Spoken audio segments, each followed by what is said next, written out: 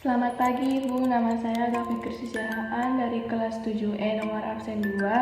Sekarang saya akan mempresentasikan tentang perkembangan tubuh remaja. Perkembangan jasmani. Sejak lahir, jasmani seseorang tumbuh berkembang terus. Lalu perkembangan ini berjalan terus sampai menjadi dewasa. Akan tetapi perkembangan jiwa seseorang, contohnya kecerdasan, tidak akan terhenti dalam umur 25 tahun. Pertumbuhan jasmani dan pertumbuhan kecerdasan seseorang dipengaruhi oleh beberapa faktor atau keadaan seperti berikut. Yang pertama, faktor keturunan. Yang kedua, faktor bawaan. Lalu yang ketiga, faktor luar. Nah, faktor luas yang perlu mendapatkan perhatian adalah sebagai berikut. Yang pertama, keadaan bergizi. Lalu yang kedua, gangguan kesehatan. Lalu yang ketiga, rangsangan. Lalu yang B, pertumbuhan, perkembangan, kebutuhan serta faktor-faktor yang mempengaruhi anak sekolah. Berikut ini beberapa sifat-sifat dari pertumbuhan dan perkembangan anak usia sekolah. Umur 6-14 tahun. Yang pertama, perkembangan jasmani. A. Perkembangan jasmani relatif lambat. B. Adanya pertumbuhan bola mata. C.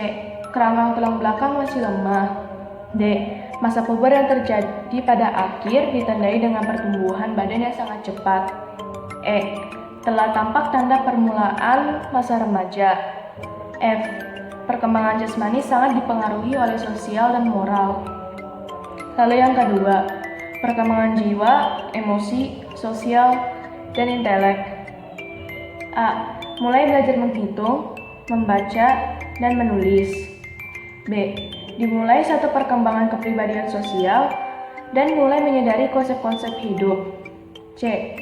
Pada masa puber energi meluap-luap, aforturisme, dan hubungan dengan yang lain masih canggung.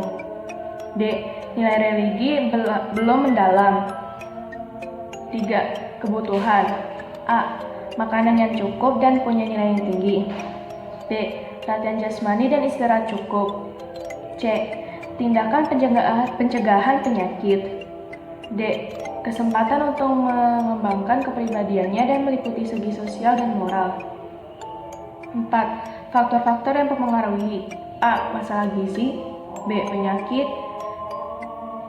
C. Kontak lingkungan lebih luas. Masa adolescensia, masa remaja. 1. Perkembangan jasmani. A. Fungsi organ-organ endokrin telah berkembang sempurna. B. Perkembangan jaringan lemak di bagian kulit. C. Jaringan anak laki lebih berkembang. Nomor 2. Perkembangan jiwa, emosi, sosial, dan intelek. A. Faktor yang penting ialah perhatian terhadap seks. B. Pemikiran sudah kritis. C. Emosi belum stabil. D. Mulai memisahkan diri dari orang tua dan mencari pergaulan sebanyak-banyaknya. E. Ada aktivitas dan eksperimen sosial. F. Melalui proses identifikasi dan imitasi. 3. Kebutuhan. A. Pengertian dari orang tua dan keluarga. B. Penanggapan secara berorangan. C. Bantuan dalam meringankan setiap tekanan. D. Diberikan pendidikan tentang kesehatan dan seks. 4. Faktor yang dipengaruhi. A. Kurang pengertian, pengetahuan serta perhatian tentang kesehatan dapat menimbulkan berbagai masalah. B. Hadapan sosial yang tidak berhasil menimbulkan bermasang-masang tingkah laku dan perbuatan yang tidak baik. C. Kehidupan spiritual yang baru berkembang dapat berubah-ubah menurut situasi kondisi. 5. Usaha-usaha yang perlu dikerjakan untuk memenuhi kebutuhan. A. Pendidikan kesehatan. B. Pemelihara kesehatan badan. C. Bimbingan dalam belajar. D. Pendidikan keterampilan.